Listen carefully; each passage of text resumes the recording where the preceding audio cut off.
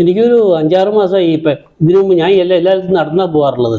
ഈ പെട്ടെന്ന് ഒരു 5-6 മാസം മുമ്പ് പെട്ടെന്ന് നടന്നു പോയപ്പോൾ പെട്ടെന്ന് നടക്കാൻ പറ്റാണ്ടേ, ഒരു അടി വെക്കാൻ പറ്റണ്ടേ.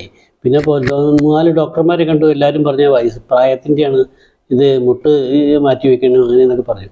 എന്നിട്ട് പല ചികിത്സ, കുറേ മരുന്നൊക്കെ ചെയ്ത് ആയുർവേദം നോക്കി, പലതും ഹോമിയോ നോക്കി, മാറാഞ്ഞിട്ടാണ്. അപ്പോൾ ഞാൻ ഒരു ഹോസ്പിറ്റലിൽ ഫിസിയോതെറാപ്പിസ്റ്റിനെ കാണാൻ പോയപ്പോൾ എൻ്റെ അടുത്ത് അയൽവാസി ഒരു മാഷ് പറഞ്ഞു, അദ്ദേഹത്തിൻ്റെ ഒരു സഹപ്രവർത്തകൻ ഇതേമാതിരി സ്ട്രോക്ക് വന്നിട്ട് ഇപ്പോൾ യോഗ ട്രീറ്റ്മെൻറ്റിലാണ്. ഞാൻ ചോദിച്ചു, ഇപ്പോൾ നമ്പർ പിറ്റേ ദിവസം കൊടുത്ത് തന്നു.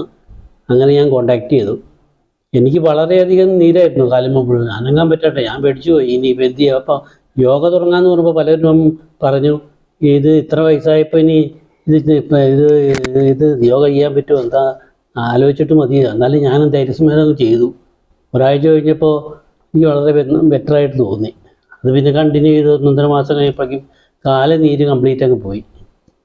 ഇത് ഏകദേശം ഇപ്പോൾ ഞാൻ നടന്നു തന്നെയല്ല, അത് പഴയമാതിരി ഒന്നും നടന്നാൽ വലിയ കുഴപ്പമില്ല. കാലിൽ മറ്റേത് ഇടത്തെ കാലിൻ്റെ പത്തി ഭയങ്കര നീരായിരുന്നു. മുട്ടിന് കീഴ്പോട്ട് കംപ്ലീറ്റ് നീര്. അതൊക്കെ ഇപ്പോൾ മാറി മിക്കവാറും. ഇപ്പോൾ വലിയ കുഴപ്പമില്ല. അപ്പോൾ ഇന്നൊക്കെ രാവിലെ ഞാൻ ഉത്തരം വിളക്കിന് സദ്യ ഉണ്ടായിരുന്നു, അതിനൊന്ന് നടക്കാനൊക്കെ ഇപ്പോൾ നടന്നു വെച്ച് ഞാൻ പോയി, കുഴപ്പമൊന്നും ഉണ്ടായിരുന്നില്ല. അയ്യോ, ഞാൻ സ്റ്റെപ്പൊക്കെ തന്നെ കയറി പോകണം. ഇപ്പം നമ്മുടെ വീടിൻ്റെ 2ാമത്തെ നിലയിലൊക്കെ ഞാൻ അത് കയറി. എൻ്റെ ഈ 76-ാം വയസ്സിൽ ഞാനത് ആദ്യമായിട്ടാണ് ചെയ്യുന്നത്. ഇതിനുമുമ്പ് 76-ാം വയസ്സിൽ, ഇത്ര വയസ്സായി 76-ാം വയസ്സിൽ ഇങ്ങനെ ഒരു പ്രോഗ്രാം ചെയ്യാൻ സാധിച്ചതിൽ ഭാഗ്യം.